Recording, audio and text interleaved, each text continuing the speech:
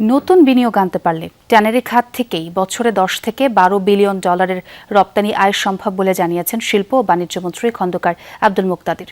বলেন, সাভারের হেমায়েতপুরের ট্যানারি নগরের কেন্দ্রীয় বর্জ্য শোধনাগার পূর্ণাঙ্গ ক্যাপাসিটিতে নিতে চায় সরকার। সাভার ও পোস্তায় ট্যানারি পরিদর্শনে গিয়ে শিল্প ও বাণিজ্য মন্ত্রী জানান, বন্ধ কারখানা আবারও সচল করার চেষ্টা চলছে।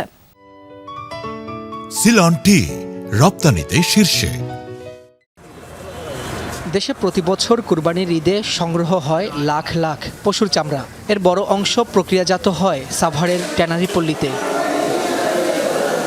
চামড়া ও চামড়াজাত পণ্য বাংলাদেশের অন্যতম রপ্তানি খাত হলেও গত কয়েক বছরে আন্তর্জাতিক বাজারে প্রতিযোগিতা, পরিবেশগত মানদণ্ড ও কাঁচা চামড়ার দাম নিয়ে নানা সংকটে ধাক্কা খেয়েছে শিল্পটি।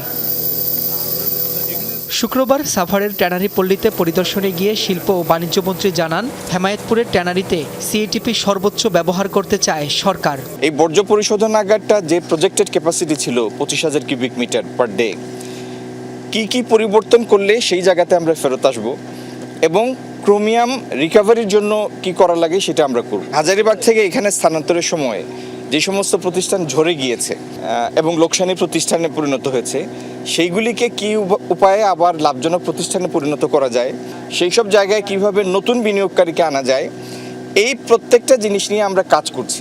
বিকেলে রাজধানীর পোস্তায় কাঁচা চামড়া সংগ্রহ ও ক্রয় বিক্রয় কার্যক্রম পরিদর্শন করেন বাণিজ্যমন্ত্রী। বলেন, ট্যানারি স্থাপনের সিদ্ধান্ত সঠিক হলেও প্রক্রিয়াটি ভুল ছিল। সারা বছর যে পরিমাণ চামড়া আহরণ হয়, তাতে এই সেক্টরটি পুরোপুরি এই চামড়া আহরণ করে রপ্তানি পণ্যে পরিণত করা যায়, তাহলে 10-12 বিলিয়ন ডলারের একটা রপ্তানি খাতে পরিণত হওয়ার সব পটেনশিয়াল এই সেক্টরটার আছে। ভবিষ্যতে ট্যানারিতে নিজস্ব ইটিপি স্থাপনে উদ্যোক্তাদের পাশে থাকার আশ্বাস দেন শিল্প ও বাণিজ্য মন্ত্রী।